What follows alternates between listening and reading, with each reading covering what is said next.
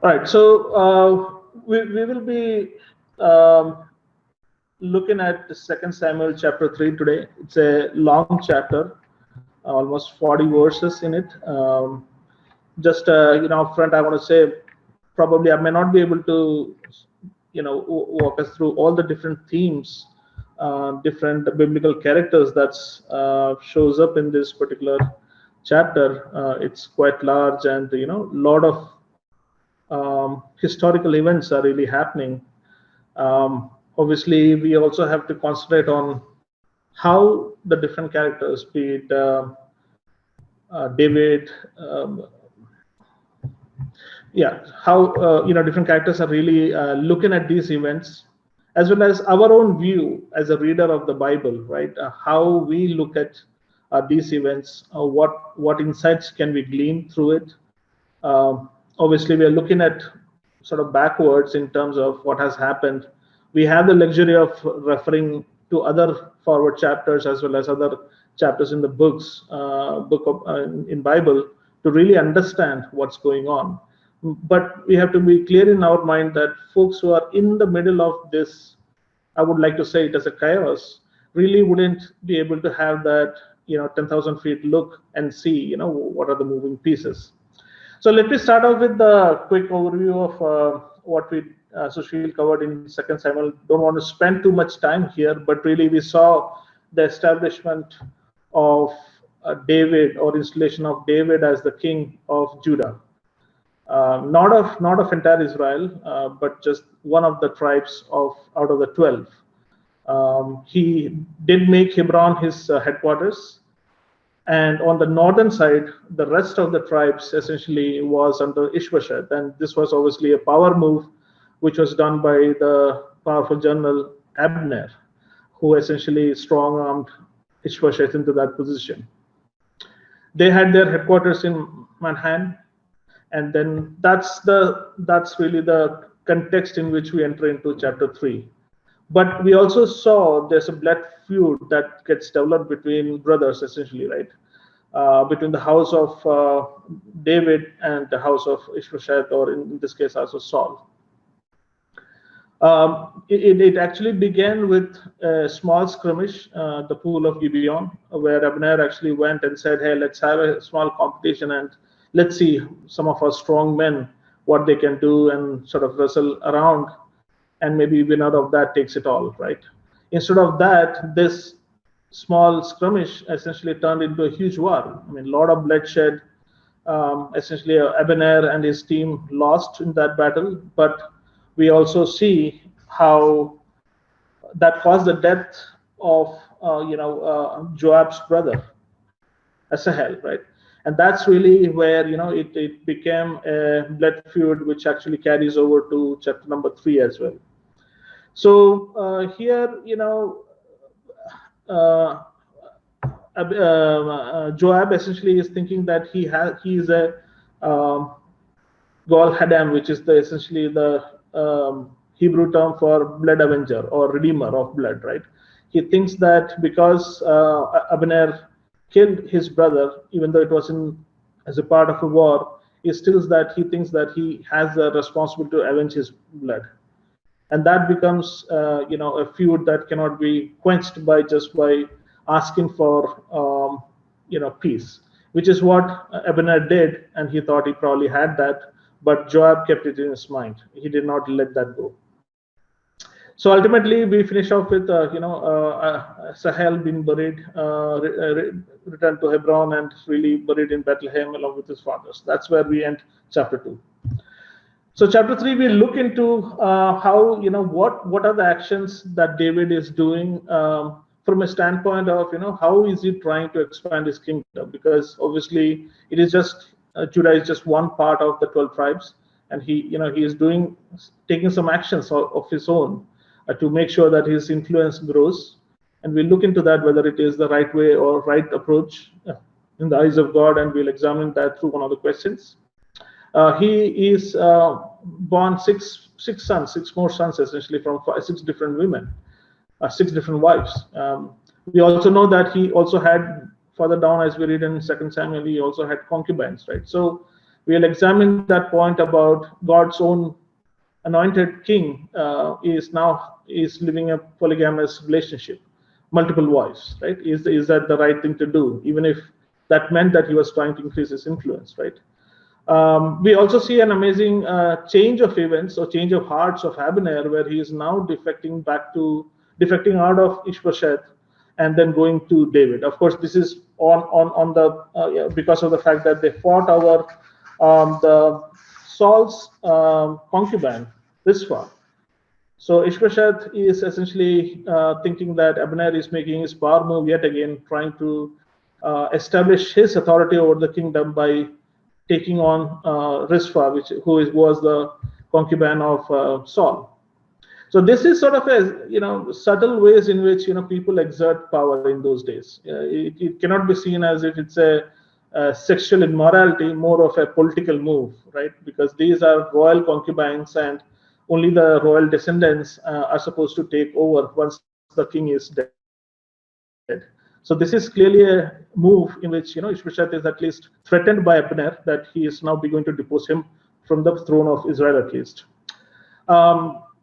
Abner, of course, has comes to David and asks for his makes a peace treaty with him. David asks for return of Micah in return, so as a measure of confidence.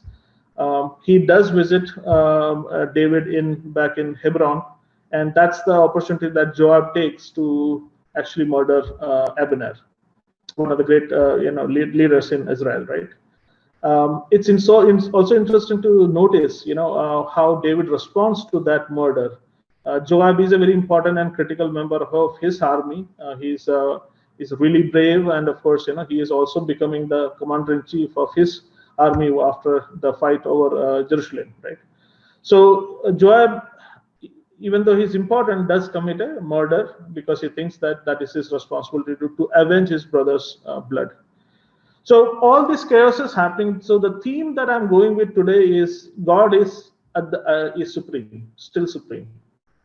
You cannot challenge God's,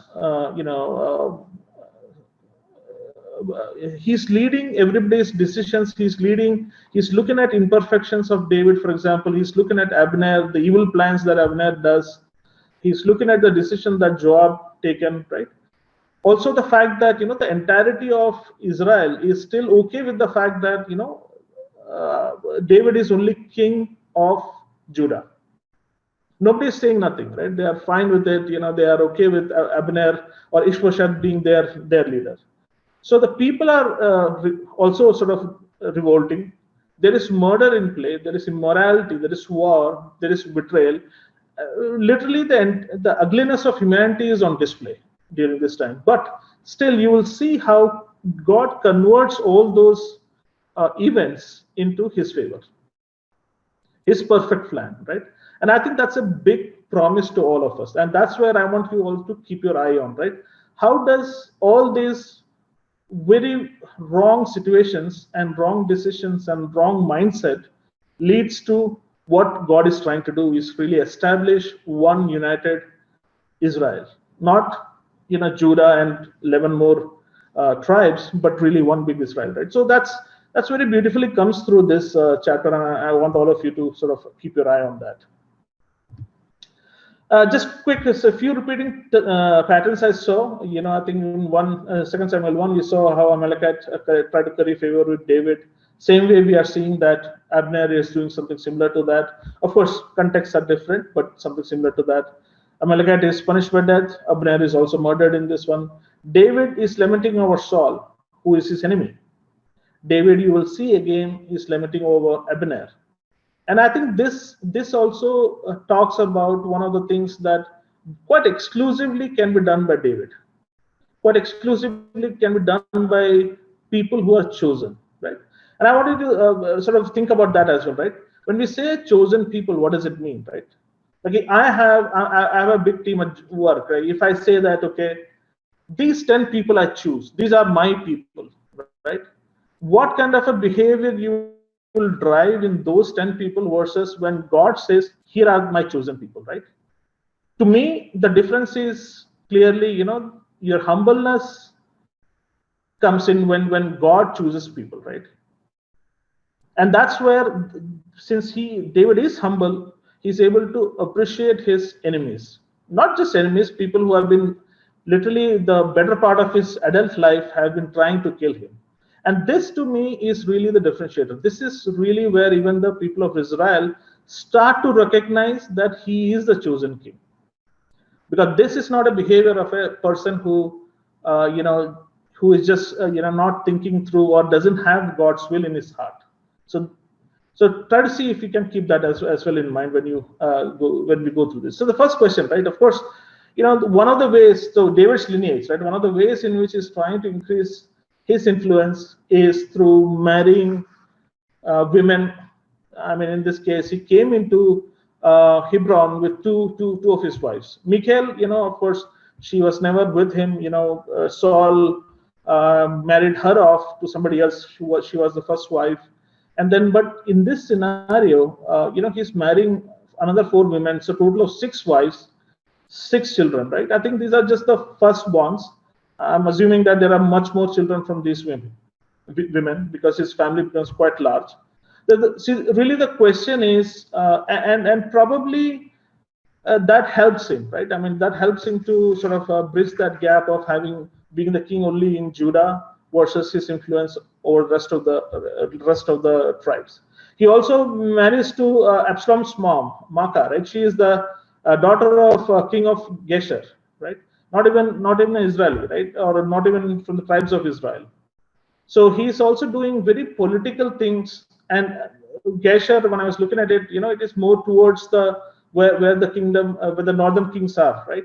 He's installing one of the relationships over there so that he can keep an eye on them as well, right? So he's doing, or at least marrying from political reasons as well, right? So the question is polygamy okay, right?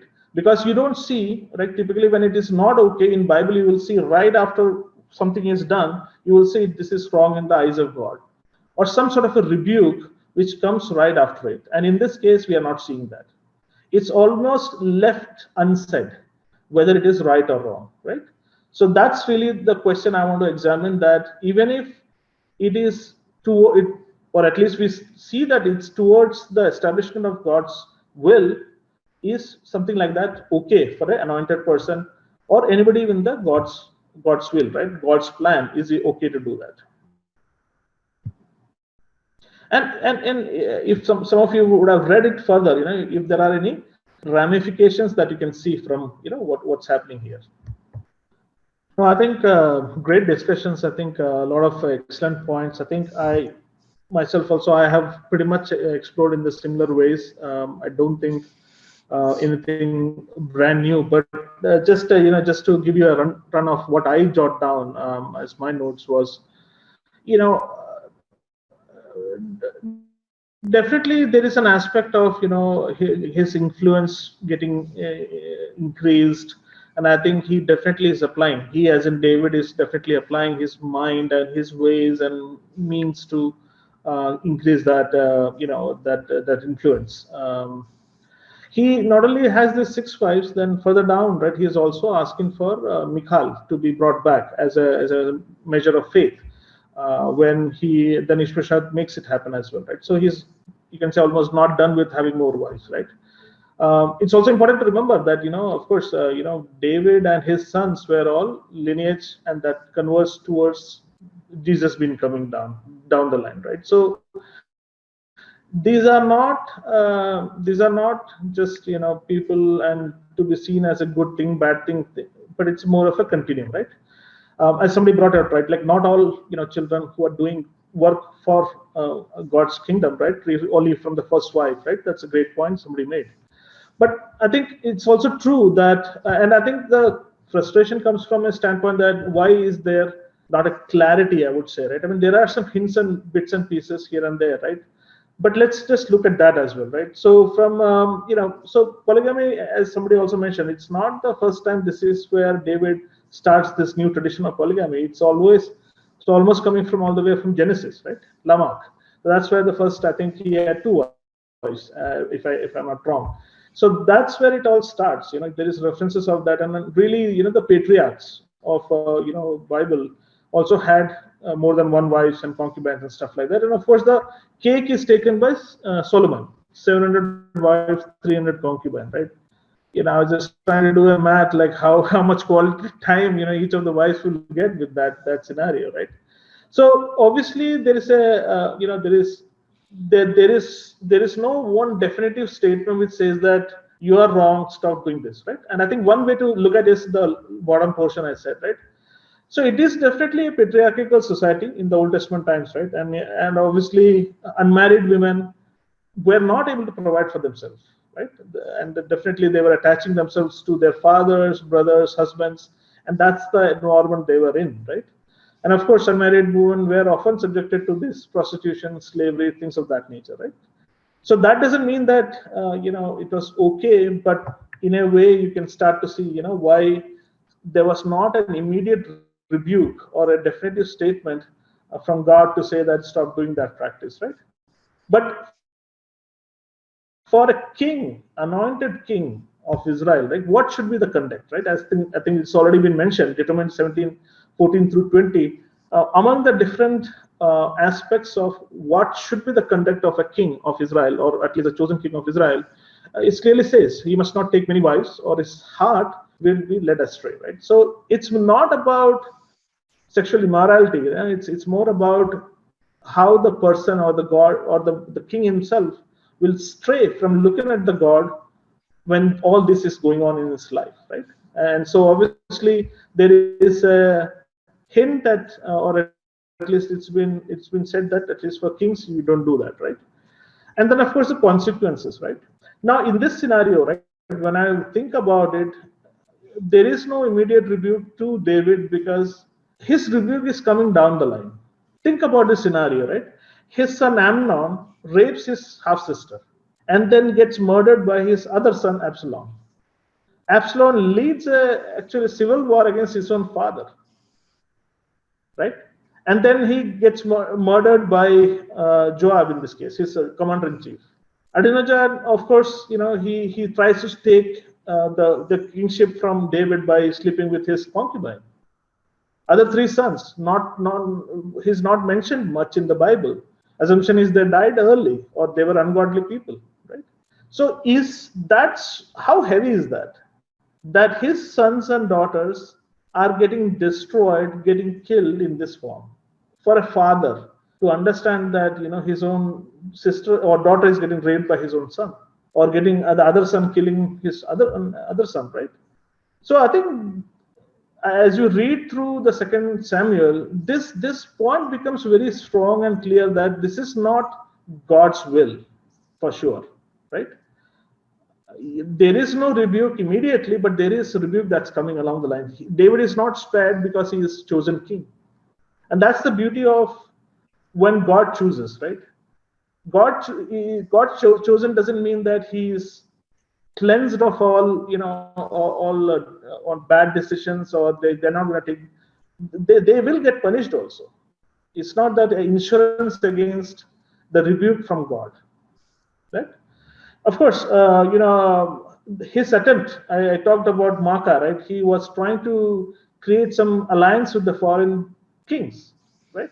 That also, led to a lot of issues for him. Issues are wars. Essentially, he had to fight so many wars because, of course, you have several other foreign kingdoms with whom he could not make relationship because now he is related to these people, right? So he had to fight his entire kingship. During his entire kingship, is fighting with these people, and actually, God prevents him from making a house for him because God says in 1 Chronicles 22:8, "You have shed much blood and you have fought many wars. You are not to build a house for my name because you have shed much blood on the earth in my sight." Right?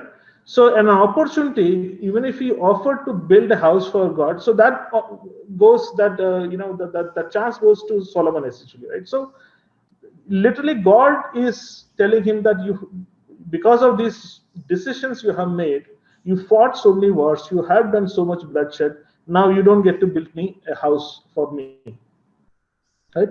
Again, this is God obviously loves David, and he is rebuking him still for these decisions. So I think the point hopefully is a little bit clear in this scenario, right? That even though there is no clear yes or no in these scenarios, and we see several examples of polygamous relationship, there is context, there is reasons, right? Just because we don't understand that doesn't mean that it's an okay to do it. It also doesn't mean that it's not okay to do it. And I think it's more towards not okay to do it because of all these reasons, right?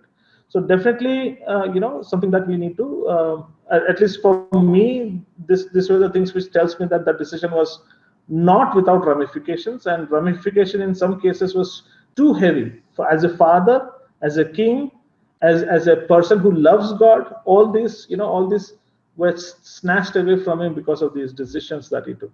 Okay, is there anything to learn from it, applications wise, right? So I'm going to leave that portion there itself, right? I'm going to just come back to the starting of this 1 through 5, and this is where my learning comes from, at least for this portion of the chapter. It says David grew stronger and stronger at the start of this chapter, like 1 through 5, while the house of Saul becomes weaker and weaker. And there is a real big promise in here, right? So to me, this is more about the fact that, at the end of the day, God will win. The changes that God is trying to build into you and me, the reason why we are on this call today, right? That small seed is going to grow stronger and stronger and stronger, so that the Ishbosheth, the shameful man, out of all of us will be removed one day. This is a clear promise. It's written down in Deuteronomy as well, right? So the tribulations, right, that they talk about, right, in book of Revelations, Daniel, right? It talks about around about 7 years of trials and tribulations, and that's exactly is the amount of time David is just the king of Judah, right? It's not given the full kingship. Imagine this in the similar lines of accepting God into our hearts, right? We tend to give God only a little bit of our heart. We don't give him the full heart. We say that one corner you can sit there, in Judah you can sit there, but no, not the whole heart, because I'm busy somewhere else, right? So, but the promise is that that cleansing will happen, right? That the David strength, or the strength within us will grow. And it's a clear indication that whatever amount of time there is, if 7 years is 7 years, whatever is the time, that cleansing will happen, right? In Philippians 1:6, he who began a good work in you will bring it to completion. Same thing. If there is a seed in you today, or if you're receiving that today, right, with this session, that seed is enough to develop that into full-fledged Israel in your heart, right? So what is the way to fasten that? Don't wait for 7 years. What's the way? So Peter 1:2 says, beloved, I urge you to be as sojourners and exiles, to abstain from the passions of the flesh, which wages war against your soul. That's one way to fasten that. Second, in Psalms 19:11, I have stored up your word. This is David, right? David Psalms, right? I have stored up your word in my heart, that I might not sin against you. To me, these things are there for us to practice, so that we can hasten and not wait, like not get punished and wait. Like, think about 40 years of Israelites just roaming around the wilderness. The travel time from Egypt to the promised land is not 40 years. They have disbelief that they could win against all these Canaanites and all these people over the land in the promised land. They didn't believe God. That's why they had to spend 40 years. David also, because of his actions, right? All these actions of polygamy, as well as trying to make some forced relationships with foreigners and all, right? He had to suffer through the 7 years. And I am telling you that you and I can hasten that, and don't have to wait or go through the tribulations through these promises that is written down for us, right? So that's something that I thought was something that we can apply in 2020 as well, right? Or 2021, I would say, right? So this is something, again, something we can use today if we choose to do so. Okay. So with that, let's come into second question. And so this is a long stretch, 6 onwards to 39, and a lot of things are happening. So, but I want to just concentrate on, Abner is an important character in Bible. So is David, of course, Joab, right? This Joab especially is mentioned several times in Bible, right? So the context here is really where Abner is going over to David, right? He is bringing him Michal, and then of course David meets with him, makes a treaty with him, right? And then he's on his way back, trying to go talk, and of course he lobbies for David, and he talks to Benjaminites and as well as the elders of Israel. He does all this work to make peace, right? He's trying to forge a peace between these two feuding brothers, right? Essentially Judah and rest of Israel. And here comes a humongous interruption in that, wherein Joab, the commander-in-chief for David, essentially kills this narrow opportunity to make peace between brothers, right? So this is a big turnaround of events, because now we don't have a conduit through which we can make relationship with the northern tribes, because their main person, Abner, their commander-in-chief, popular Abner, is now killed in the land where David is, right? David doesn't know about it. Joab takes his own decision. He just kills him, right? Because of his brother. So the question is, and then of course, we also see towards the end of the chapter, we see how David handles death of Abner. He is very respectful. He calls him prince and a great man, right? He weeps and laments over the Abner's tomb. He does all that. One thing he doesn't do is punish Joab for the murder of Abner. And I thought that's a very interesting, piece of, or at least event that happened, and that helps us glean at some of, what some of the learnings from this chapter, right? So the question is, why did David not have Joab executed for the murder of Abner? What could be a few of the considerations? Because I'm sure that he must have a laundry list of reconciliation he has to go over, like just like our contracts as we write, right? Several lines of, this is in my scope, not in my scope. So what are those things? What are some of those things that you think David would have gone in his mind, I would say?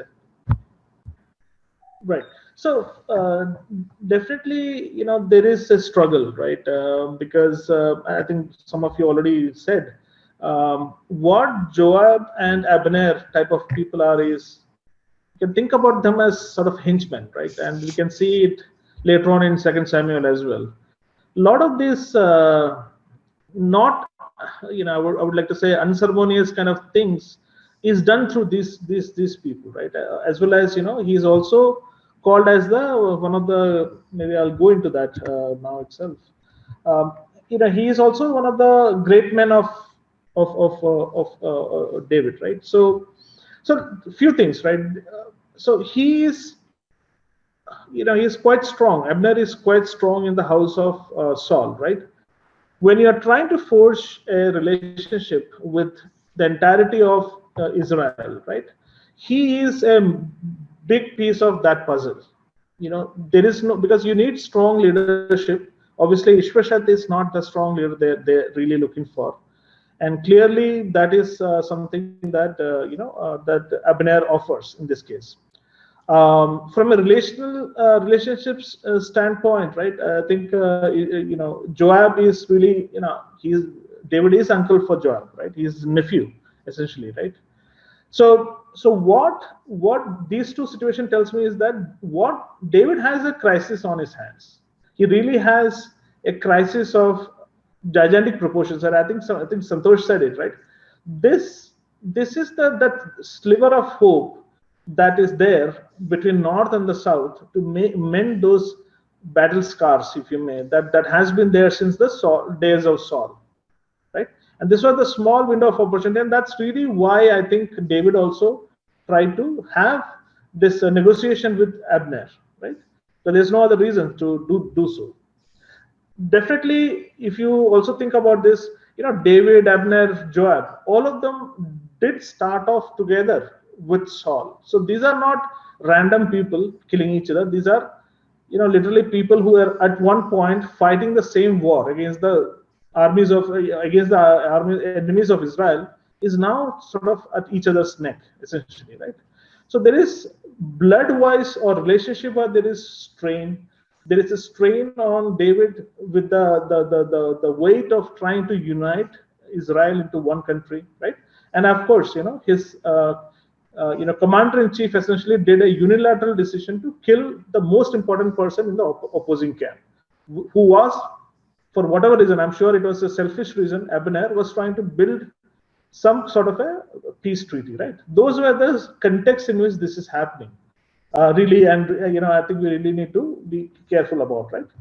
So Joab definitely was upset because of his brother's killing, right? Sahel at Gibeon. That is definitely on his mind. And I said he does in his mind things that he is supposed to avenge the death of his brother. So that's single most important thing for him. I also would like to say here, maybe the last point which I've written here is professionally also, right? Once this unification has happened, right? There is no place for two, commander-in-chiefs, if you may, of Israel. Definitely they could find some positions within, but I'm sure that professionally also, Abner much more experienced, and definitely he will experience of managing a much larger portion of Israel, much larger armies, will probably get the pole position within David's kingdom as well. So I'm sure there is a little bit of that happening. The fact that Joab, right, of course, Hebron is a sanctuary city, right? So the killing is quite cold-blooded, right? I mean, he's not just that just killed by accident. It's very cold-blooded, and the reason why is that Hebron, there are 6 cities. I think I mentioned the reference Joshua 27, right? They have designated 6 cities as the city of refuge, and what that means is, if you have killed somebody accidentally, right, or somewhere you are involved in the killing, and if you are in these cities, and Hebron being one of them, your avenger cannot kill you. So he masterfully sort of takes him away from the city gates, outside city gates, and then that's when he kills Abner, right? So Joab is single-minded. He is very, very conscious about what he is doing. In a way, this tells me that he also understands that maybe the killing of his brother was probably an accident, right? Not exactly a killing. And the fact that it happened in a war also tells me that it's not exactly a murder. It is just a killing that happened in the wartime, right? So he knows, but he cannot satiate his feelings. He doesn't. He is driven by that animosity that he wants to kill. So he forgets about laws, but he is still trying to escape the law by this, right? So clearly, it's an indication that he is doing in full consciousness, right? So obviously, all these things that Abner was doing, which is lobbying with the with the Israeli leadership, as well as talking to Benjaminites, because that's where Saul comes from, and they have to agree to accept David as their king, right? All this is come to a complete halt as soon as this killing has happened, right? So I think in those contexts, I would say that there is a reason for him to be at least punished, and we don't see any references of David even giving any kind of insight. As I think somebody brought up the point, at least a rebuke saying that, hey, that was wrong. Yes, he curses his family, does all that kind of things. He does, and curses pretty harsh actually. He says that ever in their lives, they will not ever be devoid of diseases. So somebody within their family will always have disease. They will always be afflicted by poverty. Right? These are like very strong words coming out of David, but he is not clearly saying that you have done a murder. Here is what you have done a mistake, right? And he doesn't explain why he has not punished him, even if figuratively, as Sanu I think said, right? Even if it's figuratively, he is not doing it. So I think, and I think he's going to reap the reward for it. Not reward, but at least there is consequences because of this as well, right? So this is not the first time, right? David has done this. He continues to do this. I think in 2 Samuel, if you read a little further, he will do the same for Amnon and Absalom, right? I mean, Amnon is the one who rapes his own sister, doesn't punish. Now, Absalom, his own son, takes action and punishes him for doing that. But obviously, Absalom does become a murderer, and he has to run away to his grandfather's home, which is is not in Judah, of course, right? So he's out of Judah at that point. He has to stay away. So David. So obviously there is an angle of David and Abner also fought together, right? I told you this. They started off being part of Saul's army, right? So that brotherhood is there. So that is the respect, that starts to explain why he felt bad and wrote the lament for Abner as well, right? So he definitely respects him as a commander in chief, as an organizer, as a war hero. He respects him, right? And of course, Joab and all these people are part of this David's mighty men, and these mighty men are just not people who are just good warriors. There are instances, I'm not remembering the names, but there are instances of these David's mighty men fighting with 300 of the Philistines and just killing them just by bare hands, like just by themselves, right? The individual people within that group. So these are the core group of military men or army men, if you want to call, which is surrounding David day in day out, right? Joab, and of course he is himself his his sister Zeruiah, right? So Joab is her son, his sister's son, is his nephew, right? All this kind of tells me that he is doing what he has always done, is dilly-dally when the decision is against his own family, right? At the end of the day, I also feel that the establishment of kingdom, David does not want it to be a bloodbath. Like whenever there's a transition of power, we are seeing that in Middle East, Arab Springs, all that kind of things that we are seeing. There is a huge amount of blood loss, right? I mean, there's like people fighting, people trying to fit into that vacuum that is created because of lack of leadership, all that, right? So David doesn't want it, right? So this is the reason why also I think he leaves the vengeance to Lord. And I think somebody also said the point about David towards the end. I think he says that he is literally scared of Joab and his brothers, because they are strong men. They are taking decisions such as killing the most important opposition without being consulting even David, right? And David could not even prevent it, because when Abner comes to Hebron, he is literally under his protection, if you think about it, right? So under his protection, this killing has happened. And David being king literally could not do anything. So he is expressing the weakness. He is admitting to his own weakness that he was weak on that day to prevent this from happening, right?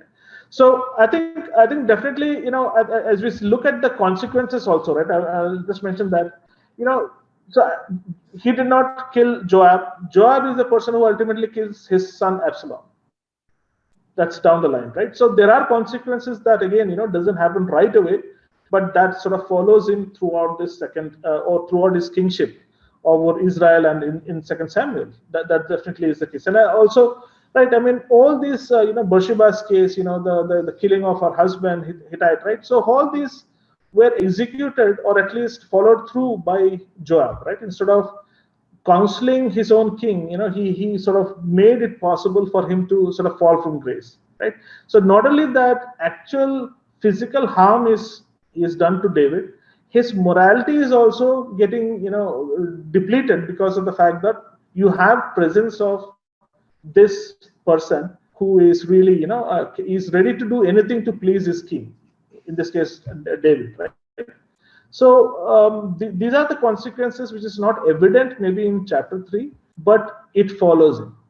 And so that takes him over, right now, obviously we see there's an ascension of David to the kingdom of Israel, but his downfall is quite precipitous, very steep. And these are the characters which actually enables or at least hastens those kind of fall from grace, right? So that's really the point I wanted to make with that question, at least from an explorative standpoint. That's what I wanted to bring it. So let's just look into what lessons can we glean from an application standpoint as well, right? So I was looking at this and trying to summarize this entire 1 through 39 verses, which is a tough thing to do, but really, it actually sets very well, because I started off by saying that God's will is supreme, right? The sovereignty of God continues in everything and everywhere, right? So that's really the point. So Colossians, 1:16 through 17 says, "For by him all things are created in heaven and on earth, visible and invisible, whether thrones or dominions or rulers or authorities, all things are created through him and for him. He is before all things, and this is him, and in him all things hold together." Quite clear, right? I mean, quite clear what is happening here. All this chaos is happening. Brothers killing each other.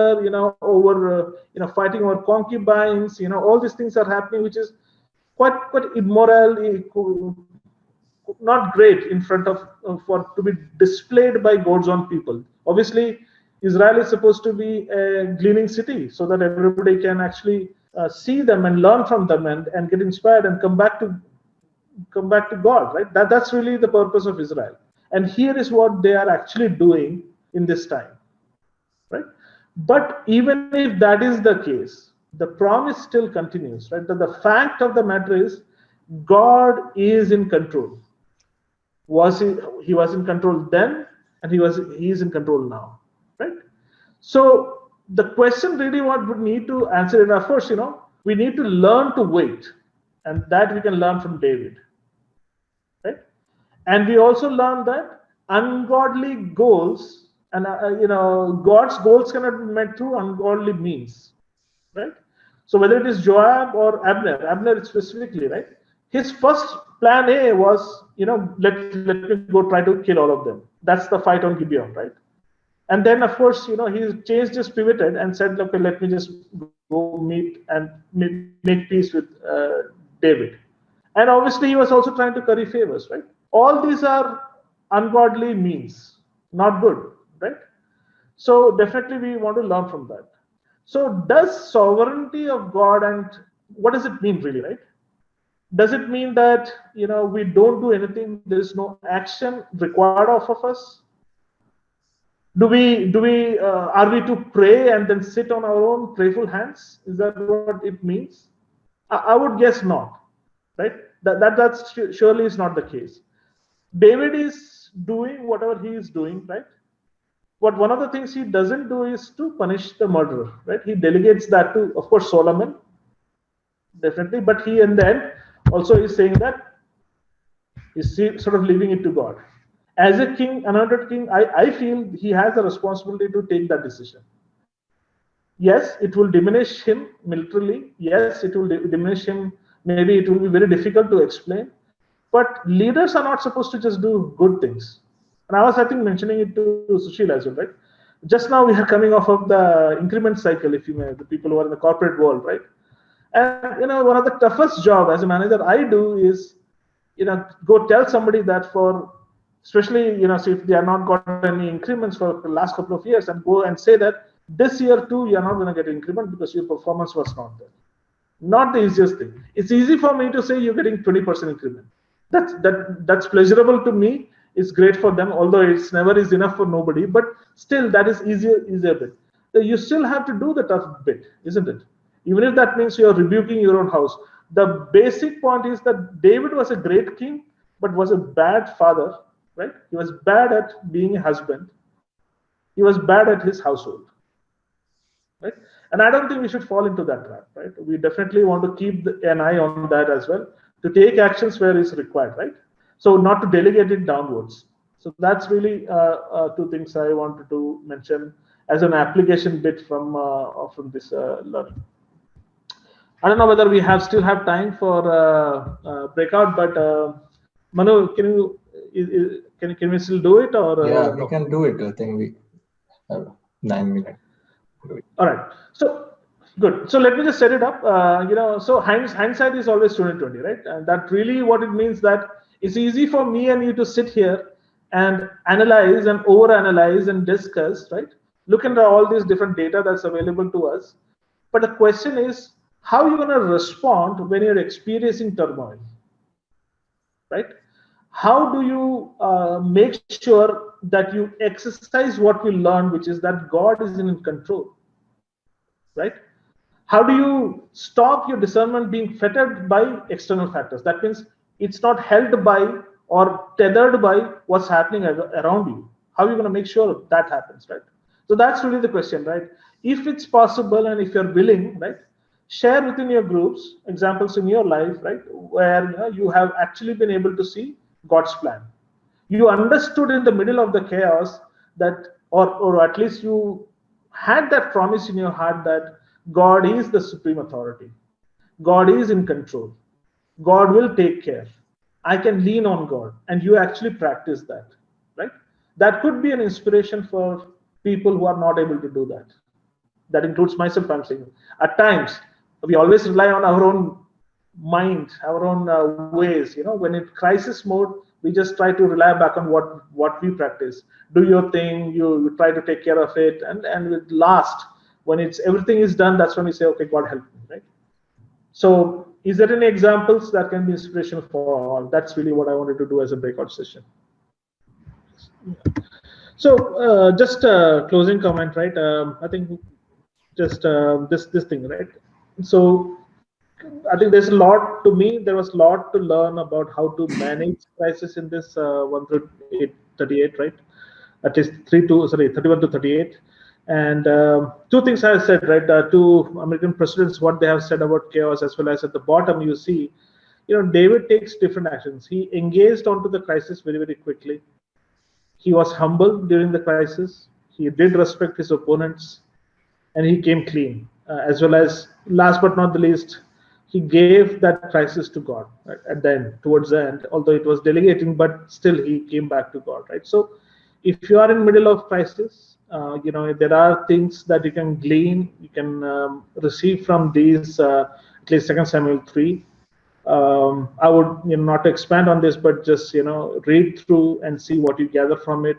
But to me, definitely a lot of teaching moments, how to address some of the crises that happens in our lives. Thank you.